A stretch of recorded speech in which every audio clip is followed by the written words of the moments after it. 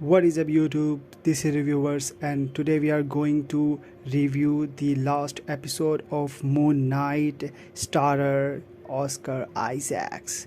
The series finale for Marvel's Moon Knight has premiered and this finale episode had absolutely everything from resurrections to deals with gods and epic fight scenes that had models and God takes a swing. Episode 6 had all a fan could hope for, however, hidden in the episode were clues as to where the journey of the Moon Knight would lead, and none more so than in the post-credit scenes of the episode. A dapper looping conscience sits in the wild luminous and orders the killing of the cult leader Arthur Harrow and the goddess Amy trapped inside him. Harrow serves as a mortal Ushabti, a prison for the death goddess. The orders of the moon god are followed through by a Spanish-speaking Oscar Isaac who Khonshu introduced as his friend Jake Lockley. So how did we get here and what could it all mean? Stay tuned. In episode 6, Mark Spector has arrived in Aru, the field of reeds, and by his own admission to Tavaret, our beloved hippo goddess, he likes it there. But he does not stay there long, returning to the sands of the duo to help free Stephen who got trapped. There are the end of the episode 5. After a little speech from Mark, which touched the heart of Osiris, god of the underworld, Mark and Stephen are released and the gates back to the land of the living are opened. Arthur Harrow and his goons make it to the chamber of the gods and there Amit is released from her stone prison.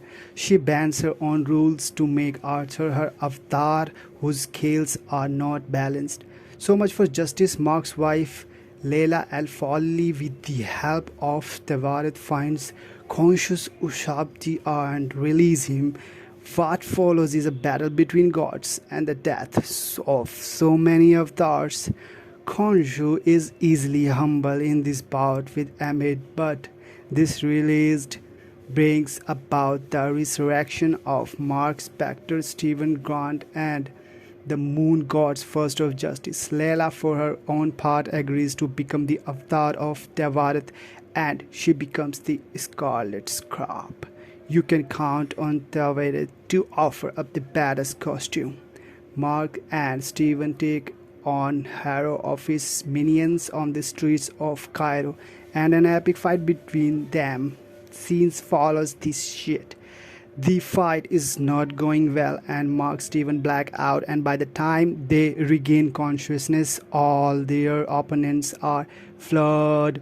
So absolute is the defeat that Layla asks what the hell was that. It's a hint at a far more violent altar within Mark Spector. Mark and Layla carry Arthur back to the chamber of the gods, and there they begin a ritual that binds Amy to a mortal Ushabti while she still battles Khonshu. The moon god orders Mark to kill Arthur and thus eliminate both him and Amit for good. Mark is inclined to do so, but Layla talks him out of it. He demands his freedom from conscious service and the moon god seemingly agrees. With Arthur and Amit defeated and bound together, the episode concludes with Mark and Seven walking up in Stephen's London apartment, still strapped at one leg to a post.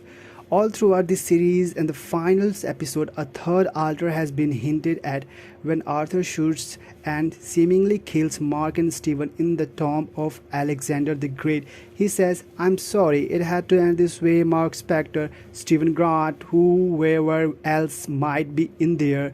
Then during the final battle between Mark, Stephen, and Arthur Harrow, when Mark regains consciousness after blacking out, he asks Stephen, "That wasn't you, was it, Stephen?" To which Stephen replied, "Not a chance, mate." In the third episode, in the fight between Mark and some of Arthur's goons, Mark blacked out again, and neither he nor Stephen are responsible for the death of the henchman. When one pleads with him to let them go, Mark replies, "That wasn't me."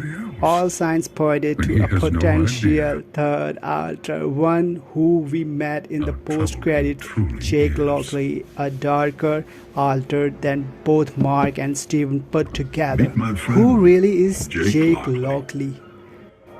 In the original comics, Jake Lockley was a distinct alter from both Mark and Steven. Jake is the shady cab driver that offers up information that Mark uses to combat crime across the city. His access to such a pool of information comes from his deep connection with the criminal underworld. Wow, what a twist!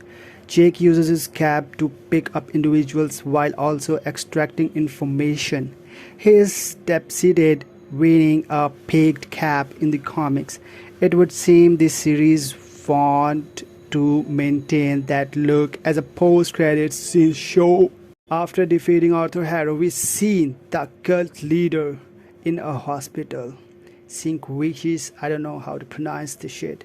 A tribute to Bill Sinkwis, who drew the comics' first solo series. Jake speaks Spanish to a nurse, hola, before wheeling Harrow out of the hospital. Harrow knows something is clearly afoot as he sees hospital staff lying in a pool of blood. He is then bundled into a limousine where he sees Khonshu. The moon god cannot harm Harrow physically, and this makes the cult leader mock the deity, who goes on to make a troubling revelation.